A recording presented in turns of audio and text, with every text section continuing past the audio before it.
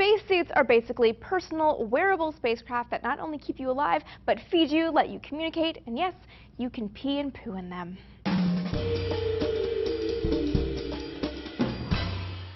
Hey guys, Amy here for D News.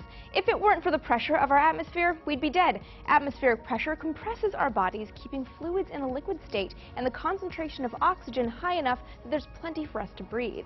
As you go higher into the atmosphere and the pressure drops off, you run the risk of not having enough oxygen and having the fluids boil out of your body. This starts happening around the 40,000-foot mark.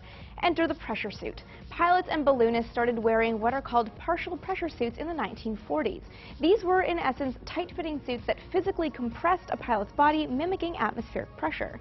These became the basis of NASA's first spacesuits worn by the Mercury astronauts in the early 1960s.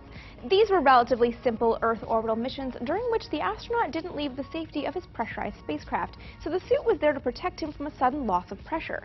The suits contained a small amount of trapped gas that would expand to inflate the suit if the cabin depressurized, saving the astronaut. But NASA had bigger plans and wanted to send its astronauts out on spacewalks, so the spacesuit needed to change. The Gemini suits were full pressure suits with airflow and communications coming in through an umbilical connecting it to the spacecraft, but otherwise gave the astronauts portable, wearable little atmospheres, because they were walking in space where there is no atmosphere. But these suits only allowed astronauts to go on short spacewalks.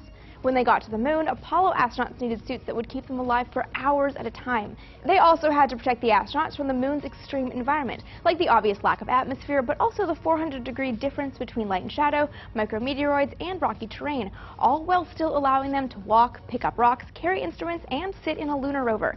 It was a fully functioning suit that kind of acted like a personal spacecraft. And it was basically made up of three parts. First, a diaper, which is self-explanatory. Next, a 3-layer liquid-cooled garment that circulated cold water to keep the body temperature down. And over those two, the astronauts wore a one-piece, 22-layer, bulky and cumbersome suit with built-in boots. It had a drink pouch in the helmet so they wouldn't get dehydrated, and a full communication system. So basically a personal spacecraft. And as the space program grew, spacesuits evolved. They were no longer custom-made, which would have been a problem for me. Instead, they were assembled from interchangeable parts: the upper and lower torsos, arms, gloves, boots, and helmets. Extravehicular mobility units were designed to keep astronauts safe during spacewalks and let them go out for 8.5 hours at a time. They're pressurized with 100% oxygen to about 1/3 atmospheric pressure, so there's plenty of oxygen to breathe, and sometimes a little piece of Velcro on the inside of the helmet to facilitate a little nose scratch.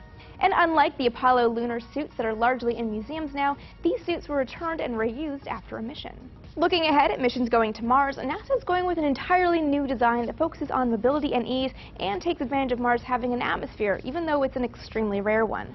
One prototype, called the Z2 suit, uses new composites to make a suit that is lightweight but still durable enough to stand up to Mars's environment. And other suits ditch the bulky look for something more streamlined. The Space Activity suit is basically a skin-tight leotard that could provide enough pressure on Mars to make a big, bulky, hard spacesuit a thing of the past. I have a soft spot for the iconic Apollo suits, but what do you think is the most interesting spacesuit that's ever flown? Let us know on the Discovery News Facebook page or on Twitter @DNews, and you can find me there as well. I'm @AST Vintage Space. See you guys next time.